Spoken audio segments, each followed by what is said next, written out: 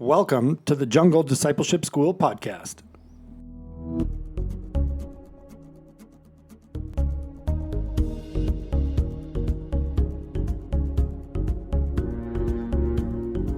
The Myanmar authorities activated a 2010 conscription law that came into effect on 10 February 2024. If local authorities consider you a citizen of Myanmar, you may be subject to military obligations requiring all men aged 18 to 35 and all women aged 18 to 27 to serve at least 2 years in the Army, with possible extensions up to 5 years during a state of emergency. The current state of emergency began in February 2021 and has been extended to July 31st, 2024. Future extensions are likely. There is no guarantee that traveling with a Canadian passport will provide you protection from this law. You may face up to 3 years in prison plus a fine if you evade or ignore a summons to serve.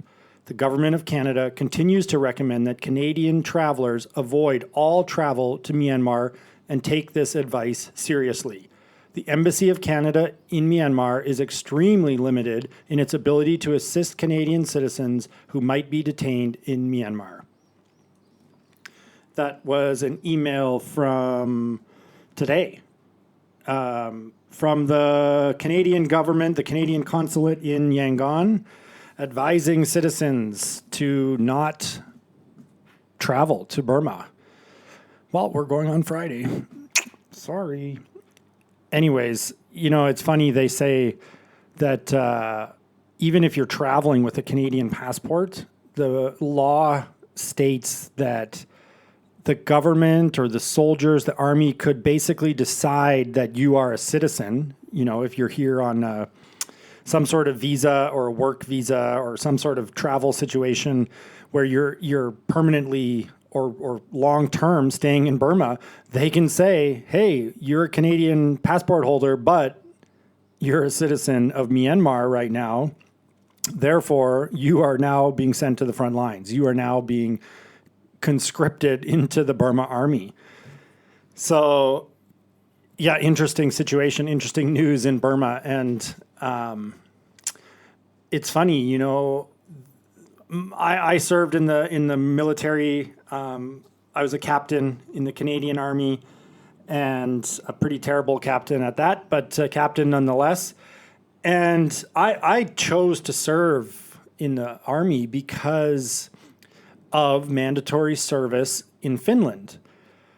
And I was working overseas. I was going to university in Finland, and I was coaching a hockey team. And halfway through the year, 6 or 8 of my players came in and said, oh, by the way, coach, we've all been enlisted in the military because we've turned 18 now and it's our time to serve. And I remember thinking about this, and I remember talking with the boys about it, and they were nervous and they thought it was annoying and they didn't really want to go. And they just thought, well, we got to just do this. This is just something we do. And, in Finland, it's a 6-month mandatory military service. However, I don't know the percentage, but a large percentage, most people who join actually choose to go for 1 year because they see it as a rite of passage. They see it as a rite of their development and service to their country. And so they do 1 year of military service. And at the end of that year, all of these guys that I knew and coached and worked with came to me and said, you know what, coach, it actually wasn't so bad. And I'm actually a better person because of it. And I'm actually able to do more things. And I'm actually glad that I was able to serve my country in that way. And in Canada, we don't, in America, you don't have mandatory military service. But for me, I thought it's actually pretty good, and I like that these guys did it, and I appreciate their feedback on that. And I ended up joining the Canadian Army shortly after that, and spent some time, doing my thing in the Army.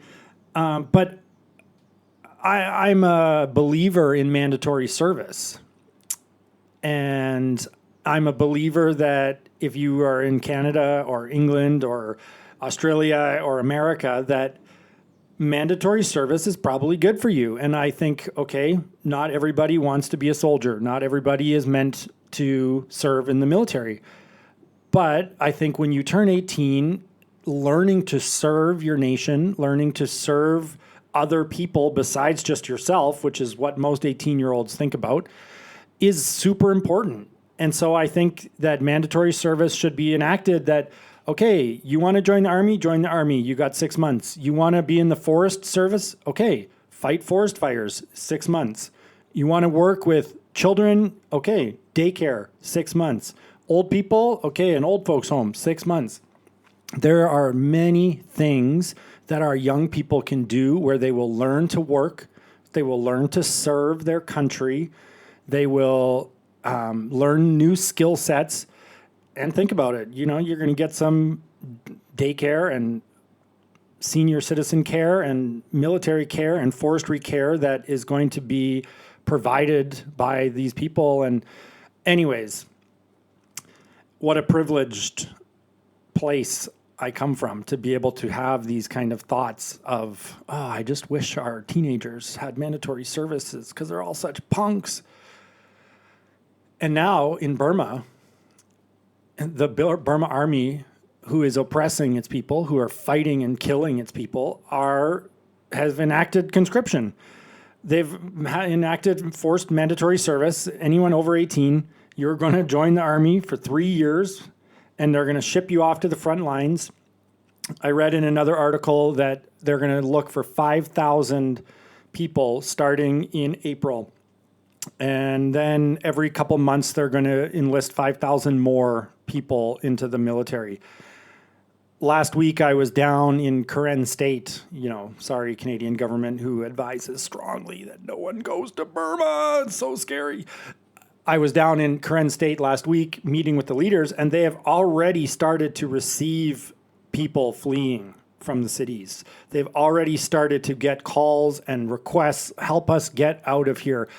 I have a good friend who lives in Kachin State who wants to come and join the Jungle Discipleship School. He and his wife want to come and be a part of what we're building.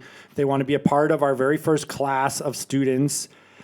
And now they may not be able to come because of this conscription law, because the Burma Army is already sending soldiers to sit at bus stations and train stations and the airport, where anybody who is 18 years old or older is, instead of boarding their bus or boarding the train, they are getting a summons to serve in the military.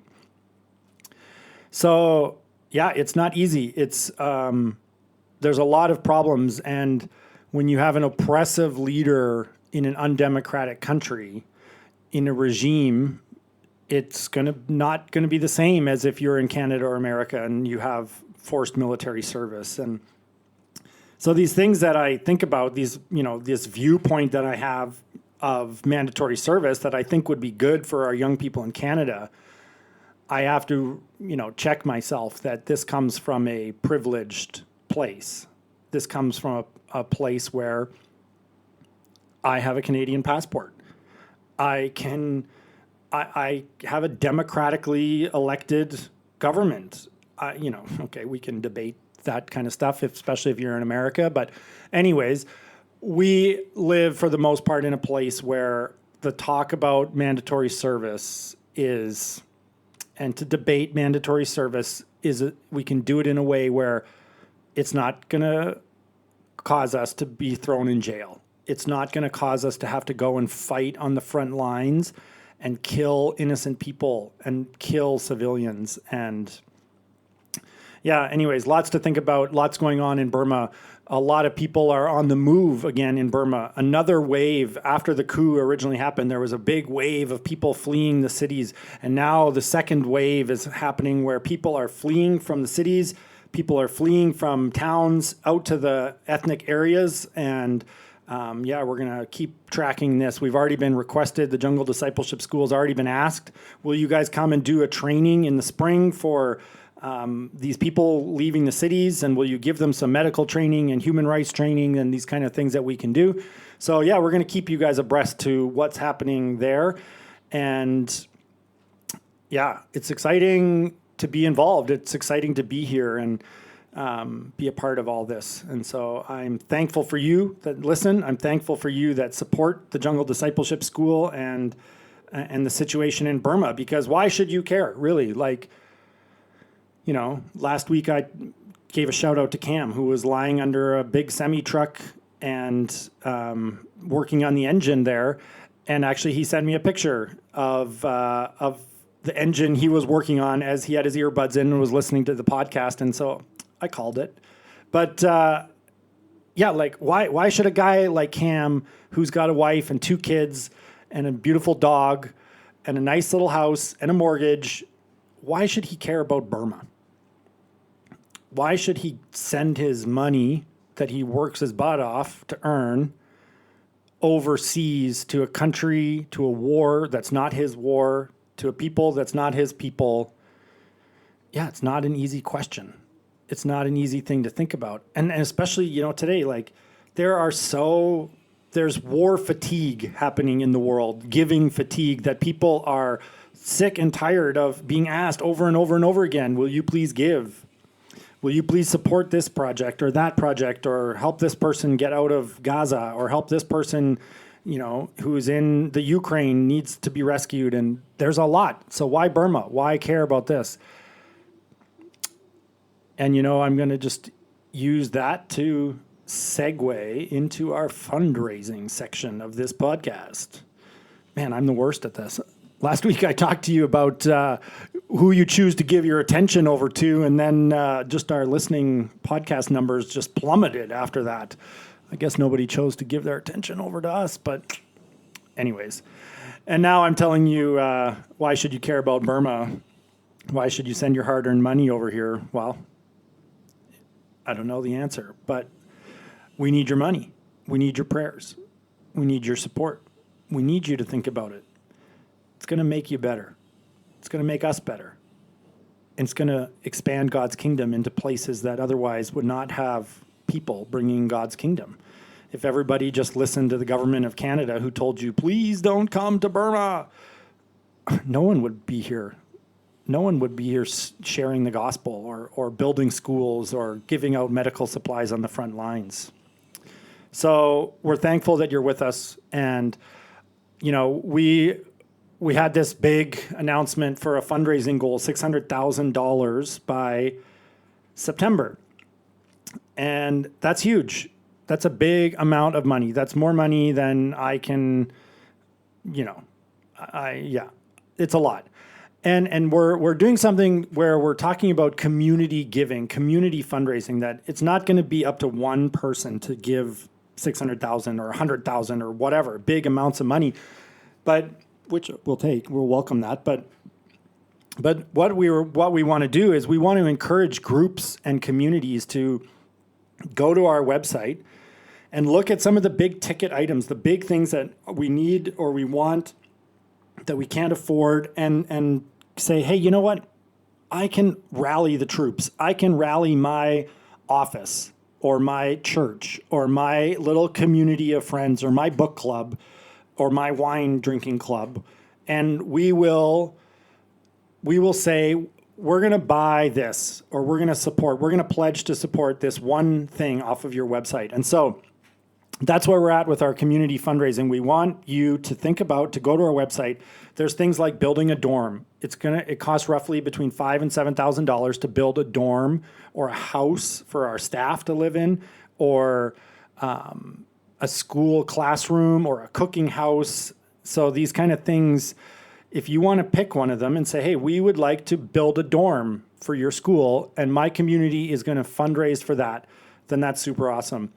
And, there's a logging company has said that they would be interested in doing something like that. And we have some big needs. It costs about $5,000 to feed all of our students. And we need a truck in Burma. There's another $15,000. And we need to pay for things like supplies and Starlink and just all these different things. We've got a lot, and it's all listed out on the website, davidsmall.org. And you can see it, and I would just love it if you were fired up and said, you know what, I want to send some of my hard-earned money, and I want to take some of my friends' hard-earned money and send it over to support these people in Burma. And it would mean the world to us. It would mean the world to our students. We just had, we bought a generator because we're heading inside next week, And so we bought a generator and a bunch of tarps. And then we had some middle school students. They're going to have to forgive me because I don't know their actual age, who have been learning about tithing and putting money aside and learning about giving something away from their parents. And they had put some money aside. And these two middle school students basically said, hey, we want to pay for your generator and tarps. And so they sent money just today. And it's pretty amazing that these middle schoolers are on board and excited to support the Jungle Discipleship School and help people inside Burma. And so we're super thankful for them. We're super thankful for you all. And I want to turn it over right now to Jala, where he's going to give you a quick update on some of the news that's happening inside Burma. Hello, I'm Jala. I'm from the Kachin Island of Burma. Now, the Burma Army adopted on February 10. This is required all men are 18 to 35 and all women 18 to 27 to serve 2 years in military. If they have some specialized skills, they have to serve more than 2 years. A day after that, the Burma Army started to capture the people who are traveling and who are visiting, just like on the forest, and what they see, they catch who they want. On the road, some of the road, they just like make checkpoint and they catch who they want, just like youth people. Mostly people were captured by the Burma Army in the checkpoints. Yes, that's why we cannot go easily and they cannot go anywhere. Yes, they cannot travel in this situation a lot, and that's why a lot of people are trying to join our just like a revolution group. That's why they contact a lot, and this is in our country situation now. And now I want to talk about Arakai. The Arakai Army AA fight and got on February 11 another camps in Mauno Township and 3 camps in Mindia Township on February 12. The AA destroying a ship in a coastal river at Mindia Township in their control area. The AA said now they already controls 7 townships in Arakan state. They still fighting a lot. February 16, the Burma Army destroyed 2 bridges in northern or southern Arakan state. Yes, and the Kachin. The Kachin Army liberated Simbo Township in Michinar, about 60 kilometers from the capital city of the Kachin state. Yes, and on February 11, a column of 80 Burma soldiers come out of Pagantau to try recapture a village that was liberated by the Kachin Independent Army KIA. February 11, also the KIA attacked to them, and they are returned. All of their return and go back at the city. And in Karani, KA and KNDF are there, and the local BDF are liberated Shador town after a month long on February 13th. Over 40 of the 80 Burma Army troops there was killed and 29 captured. The helicopter dropped what was spotted to be a battalion, but what only 64 troops. The Kroni got many weapons. Then jet bombing became bombing 500 pounds 2 times. Only 1 small Burma Army camps remain in the whole townships in Shadow area. Karen Godule, the KNRA, the Karen Army, say at last 70 Burma military troops were killed in the battle of the CG in the Dau districts. Photos show the captured battalion camp and ammunition supplies. The Burma military bombing has killed more than 100 civilians, and Many of the bodies stay where they feel because it is too dangerous to get them back. Also in the Tau district, BDF attack Burma military column of 70 troops. That was terrorizing the villagers in Yedaji township on the February 10th, killing 31 of them and wounded others. And also the new PDF steadily drone bombing two Burma military camps in the northern Tau near the Yedo for 12 days, February 2 to 13th, killing 11 troops there and starting fire. They destroyed some buildings in the Burma military camps. And also the Burma militaries abandoned two of its camps in Muto districts on February 10 and 11 because current army brigade fight had been surrounded and they blocked off them. That's why they are surrender. And Bo'o PNLA focused continues to resist strenuous the Burma military device to recapture seaside towns or destroy it if they can retake it. They report numerous the Burma military casualties, including 8 killed and 8 guns on February 12. When the enemy retreated, jet and ground troops are just like a bombing and the towns with a bomb. They are destroying and continuously banning on some of the villager halls. Now I want to talk about the Sagaing regions.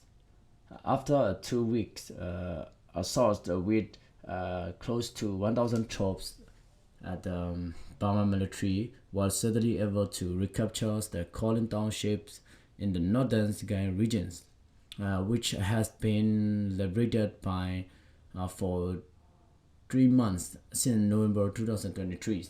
The PDF has head out, but the PDF forced out of the town on February 14th. The Burma military then began burning and destroying the towns and all of the villager house and everything. This is the second town that the revolution force have lost after the Gichins lost the Momik on January 18th. But the revolution is still taking more towns every week. So this is the temporary loss of two wouldn't matter in these programs. Similar, the Burma military is trying to recapture the Shui a town in the homely townships, but they fail when PDF were able to repulse and the Burma military's troops and push them back out of on the February 4. The Burma military troops who are losing the war in Arkansas, kidnapped 9 civilians from 3 townships, including a journalist and a musician, and tortured and then shot them dead. They threw the body into a bomb cutter and burned them. A woman had been struck by the Magui BDF in the connection with the gruesome torture murder by fire on 2 PDF soldiers on video last November. She is a member of a pro-gender political parties. A woman in Mandalay responded to the 2 PDF fighters in Magui region began tortured and burned to death by saying on social media that she prays they would not be reconnected again.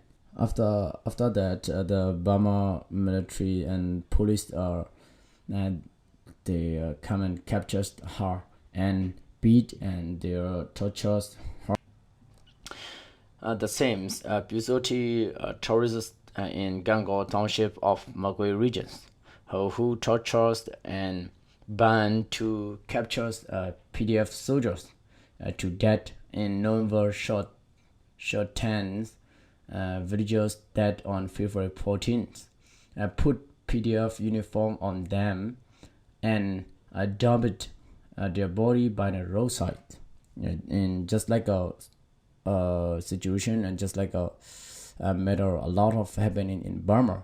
That's why please pray for them and help for all of our people. We need a lot of help. Now a lot of in our country place stay fighting a lot, and a lot of people stay running. They need emergency medicine and they need emergency force, and just like they need emergency just like medicine, and they need emergency food a lot. Please pray for us and pray for our country, pray for Burma, and please help for us. Thank you very much. May God bless you all.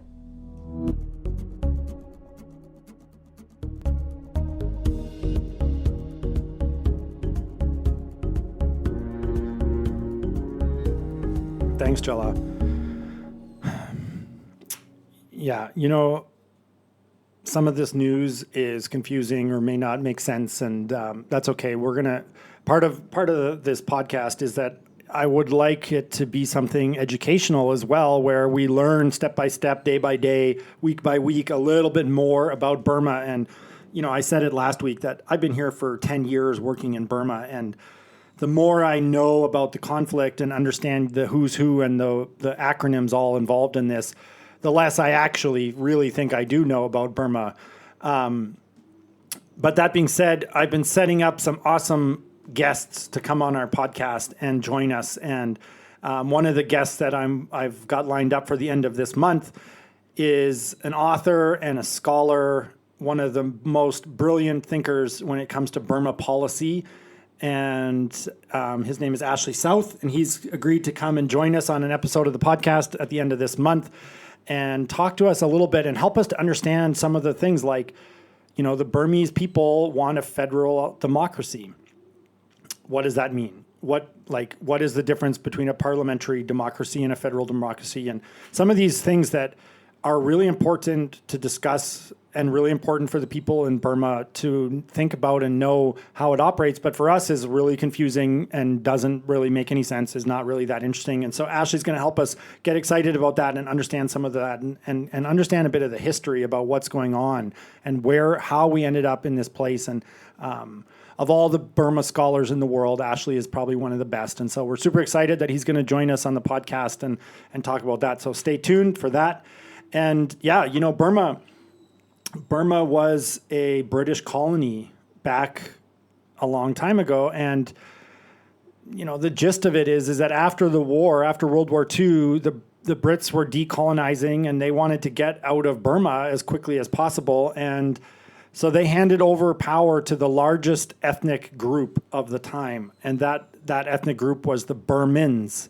And the Burman ethnic group then formed a government and formed a military. And the Burmans had a long-standing political and ethnic tribal hatred towards the other ethnic group, the Karen.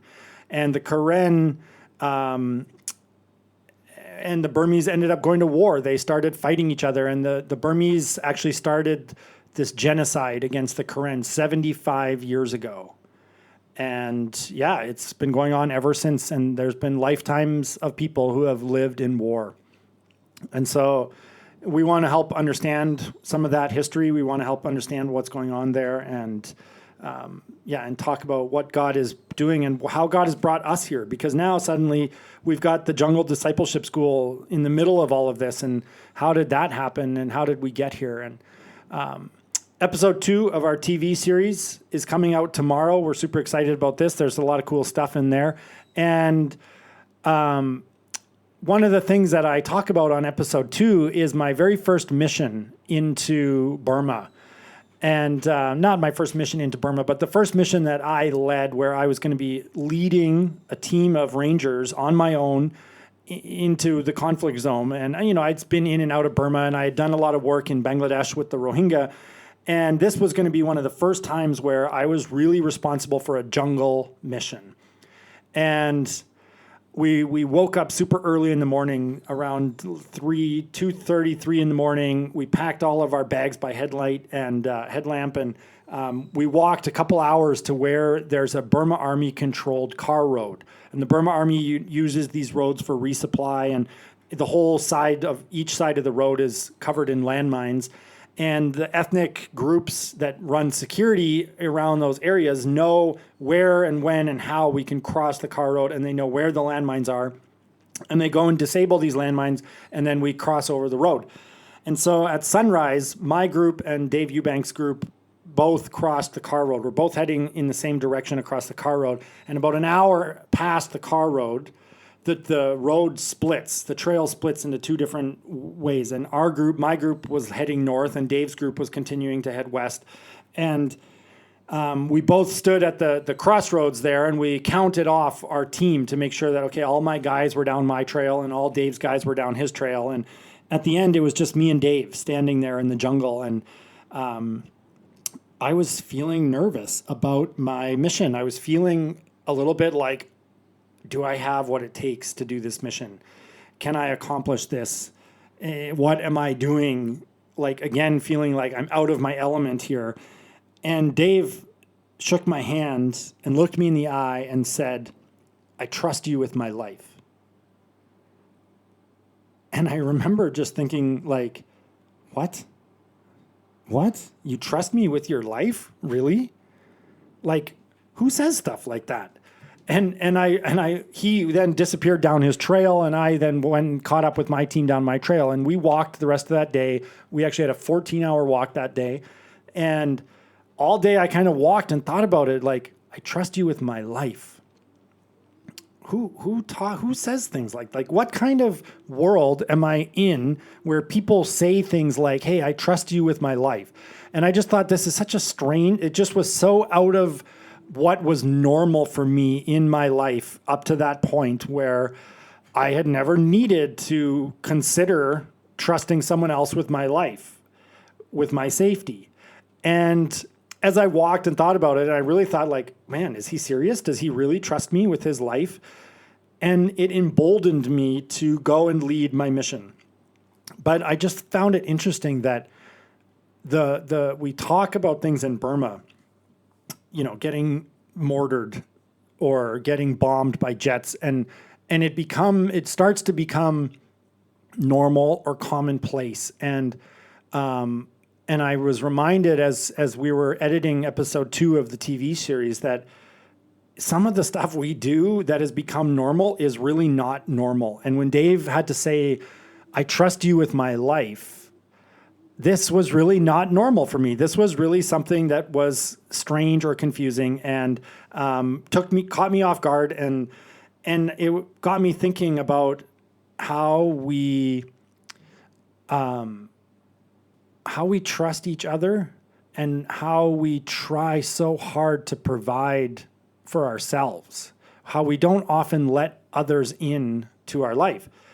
And we can go to the temptations of Jesus in the wilderness. And if you think about, Jesus goes in the wilderness, good time to talk about this. We're in Lent, and Jesus was there for 40 days, and Lent is 40 days. And okay, so we're with Jesus in the wilderness. And the first temptation of Jesus, the devil comes to him after he's been fasting for 40 days, 39 days longer than I've ever fasted. And the Bible says Jesus was hungry, which I think if there is ever an understatement, that's got to be one for the books. But it says Jesus was hungry, and the devil comes to him knowing he's hungry and says, if you are the Son of God, turn these stones into loaves of bread. And I think it's important that we think about this for a second. And if you picture a nice, smooth stone, it looks like a loaf of bread. And if you think about the Middle Eastern culture of the day and the bread and the way that bread was a part of their culture, I don't think it was a stretch of Jesus's imagination to have to look at a stone and picture a loaf of bread. And, even if you just imagine like Wilma's bread coming out, Mama Kay's bread coming out of the oven, or Stacy's bread coming out of the oven, and this just delicious, amazing, fresh, golden bread.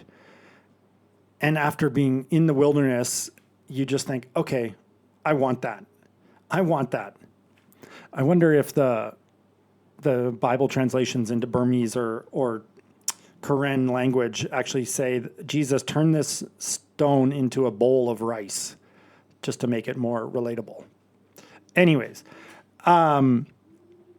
Satan does two interesting things there. One is that first, and this is common with all of the temptations, is that Jesus, that the temptations always begin by attacking Jesus's identity.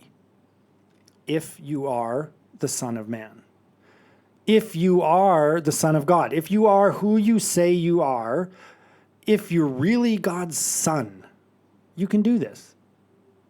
And the devil comes and attacks our identity at the deepest places, at these core places, and so we have to be aware of that. We have to be on guard of that, and we have to know surely who and what our identity is. Where do we find our identity? And do we walk around day by day as somebody who knows their identity? Do I walk around day by day as a son of God, as a member of God's family? Is that how I carry myself? Or do I carry myself like an orphan or a slave or somebody who just snuck into the party undeservingly and is hoping not to get found out or caught or exposed? So the first thing the devil does is a challenge Jesus' identity. If you are the Son of God, you can do this. And then the second thing that he does, asking Jesus to turn the stones into these delicious loaves of fresh baked bread, Jesus, later on in Hebrews, the Bible says that Jesus was tempted in all the same ways that we were tempted. And sometimes that can be a little bit like, really? I don't know. I don't see it. Like, and 2024, how is changing a loaf of bread or a stone into a loaf of bread the same way that I'm feeling tempted in 2024? And it's, this is interesting to think about, because what the real temptation is there in turning this stone into a loaf of bread is the temptation to provide for ourselves.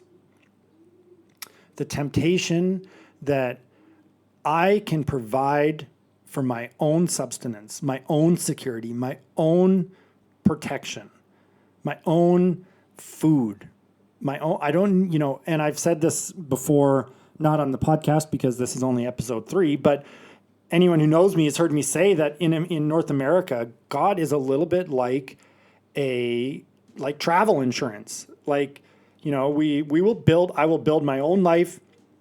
I will build my house, my retirement account. I've got my job, my income, and I'll be able to buy my own groceries. I'm going to go to church on Sundays and give some money in the offering, and that's like my dues into my insurance policy. And hopefully I'll never need to actually tap in and use my insurance policy, but it's there just in case, because we've created this society and this culture where I can provide everything on my own. I can provide for myself. And this is the first temptation of Jesus in the wilderness, is to provide for yourself. And so I come back to this thought and just this, what Dave said to me in the jungle, where he said, hey, I trust you with my life. And this idea and this position to be in inside Burma, where oftentimes I cannot protect myself. When a jet is coming over and bombing, or when a mortar strike is happening, or when the Burma army is ground assaulting from all different angles, I cannot protect myself.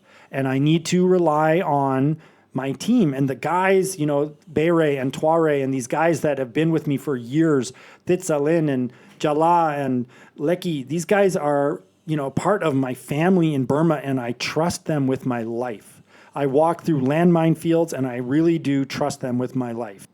So my encouragement for you guys today listening is to just, first of all, think about your identity. Where do you find your identity? What do you put your identity in? And second of all, are you comfortable and just in this place of providing for yourself and not relying on Jesus? And, I come back not as a fundraising thing, but just to come back to this goal, $600,000 by September. I cannot manufacture that. I need to rely on God for everything. We went into this mission in Burma last week, and I had $1,000 in my bank account. Like literally I had $1,000 in my bank account, and that was it. And I trust God will provide. I trust God's got people lined up that he are going to give and provide. And he did very amazingly. But it's really incredible. Like when you start to trust God for everything, when you start to trust God with your security and your provision and your protection. And as I've been reflecting on opening the Jungle Discipleship School and working with the boys to do it, it's been a really incredible thing because, God first called me to come overseas, to leave the army, leave my job, leave a coaching job, come to Thailand and move over here, have a salary of $0 a year and go and live overseas and tell people about Jesus. Okay.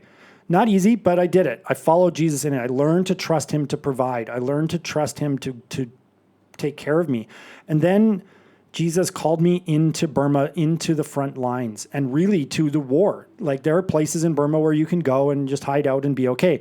But then there are other places where the war is really, really just happening. It is, in Karenni State, one day we were counting how many mortars were fired at us, and they fired 200 mortars, and we lost count at 200, and it was only 10 in the morning. And so, we're talking about major, major assaults and ground assaults and major, major risk. And Jesus calls me to go there, and I can't protect myself there, but Jesus can protect me. And so Jesus is saying, okay, trust me again. Trust me that I will take care of you. Trust me that you need to be with me in this. And you need to be following me, and then I'll take care of you. And so I did it. And okay, learning another step. And now opening the Jungle Discipleship School, it felt like this incredible lesson of, okay, I called you over here to Thailand and Burma. I called you into the front lines. I've proven myself to you. And now I want you to go deeper. Now I want you to remove the safety net. Now I want you to remove the bank account of the Free Burma Rangers from allowing you to just spend that money instead of having to spend your own. I want you to rely on me even more. I want you to trust me even more. That if you are injured inside Burma, the Free Burma Rangers are not going to be there to evacuate you. You're not going to be able to rely on their resources or network anymore. It's going to be up to God. And it's this whole new level of trust. And it just made me think Jesus and our God is not just going to leave us where we're at. He is so faithful to grow us up and grow us up again and again and more and more and more. And he's not going to leave us in this place of okay, I thought I learned this lesson, or I went to Sunday school this week and I learned about trusting God. That's a nice thing. But he's going to keep revealing himself. And the amazing thing is not that I trust Jesus more and more, but that I learn that Jesus is more and more trustworthy, that he reveals more of himself to me. He reveals more of his goodness to me, that I can see that if I leap off the edge of this cliff, that there is going to be so much joy and goodness and love and grace and mercy, even more than I knew before. And that's the God we serve. The God that calls us to care about places and wars on the other side of the world. The God that calls us to be the hands and feet, to go and love people, to give everything we've got, even up to our whole lives, to share the gospel, to further his kingdom. And so I'm so thankful for you. I'm so thankful for you guys that follow the Jungle Discipleship School. I know we're inundating you with material. Listen to this, watch that, read this, okay. But I am genuinely thankful that you're with us, because I can't do it alone. I need your prayers. You can please pray for this weekend coming up. We are heading back into Burma and hopefully getting land. And this is going to be a huge thing for us. If we actually get land, we can plant our flag, although we don't actually have a flag, but we'll plant something in the ground, and we've got our ground and we've got our land. And then, the meetings and the political stuff is kind of over for now, and we can start to build how we want. We can build classrooms and dorms and houses, and really this vision of the actual Jungle Discipleship School will come to be. And so please pray for that. On Saturday, we'll go inside and we'll go to meet a high school that's happening in the area. Part of them agreeing to us put the school in this area is that there was only one high school in this entire district. And, it'd be like all of southern Manitoba has only one high school, or all of, I don't know, like Iowa has one high school. And so they want us to come and meet the students at this high school and see them, but also to see some of the needs that this high school has, because they think, okay, you can have your Bible school, but we also need real education, and come and support the real education.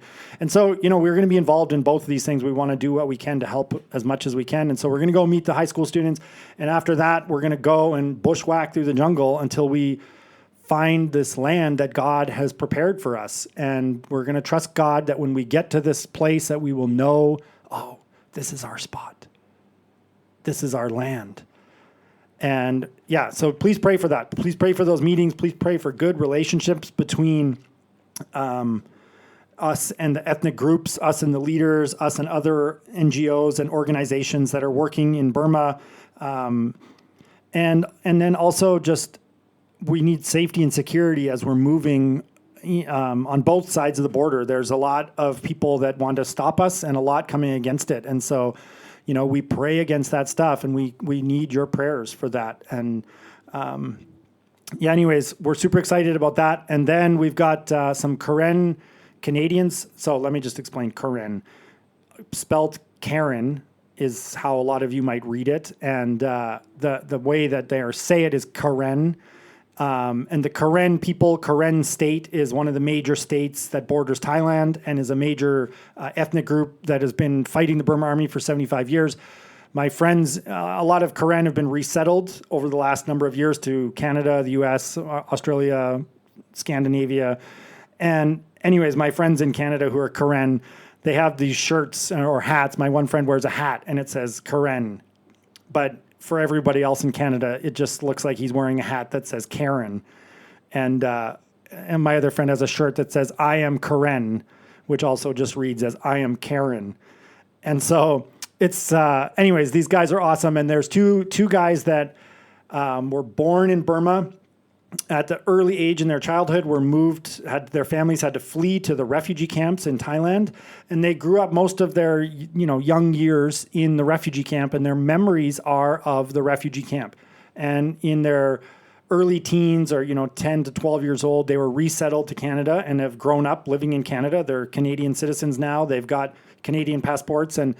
And so they've asked me if I would take them back to their village, their home, their birth villages, and meet some of their distant relatives that are still living in these villages. And so in March, we're going to be heading back inside on another mission and bringing these guys. And stay tuned to the TV show for that, because there'll be a whole episode about the homecoming. So that'll be fun. And you can pray for them as they're getting ready to come over here. Hopefully they're bringing us our new Starlink, which will be super exciting. We're super thankful for that. And anyways, I'm just thankful you're all here. I'm thankful you're praying for us. I'm thankful you're supporting us. I'm thankful that we're learning together. We're unpacking some of these things together. I've got some awesome guests lined up on the podcast. And so, this is all going to get better and better. We're going to figure it all out. And I'm glad you're along for the ride. And so, like normal, I'm going to close us with a prayer.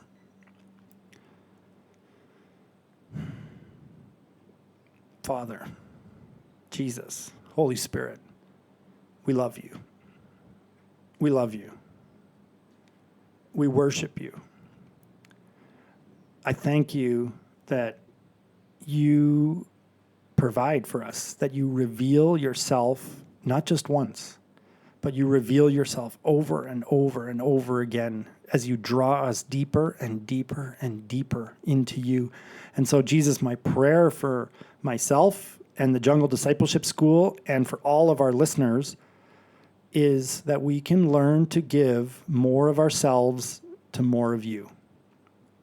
I want, Jesus, to open up more of those locked doors of my heart and invite you into the hidden rooms. I want you to make your home in my heart. Jesus, I love you. I thank you for all the ways that you've already proven yourself faithful. I thank you for all the blessings in my life. I thank you that you are so faithful to walk alongside us. And I thank you that you're faithful to forgive our sins. And so I ask, Jesus, that you forgive my sins. Forgive us corporately as the Jungle Discipleship School and the extended community of the Jungle Discipleship School, those that are helping to build it. Forgive our sins, that we would be cleansed and have clean hearts.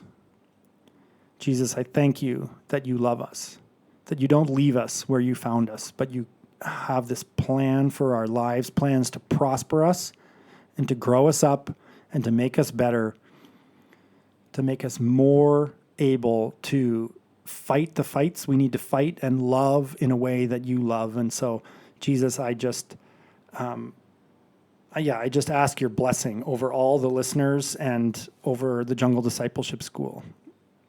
We ask these things in your holy name.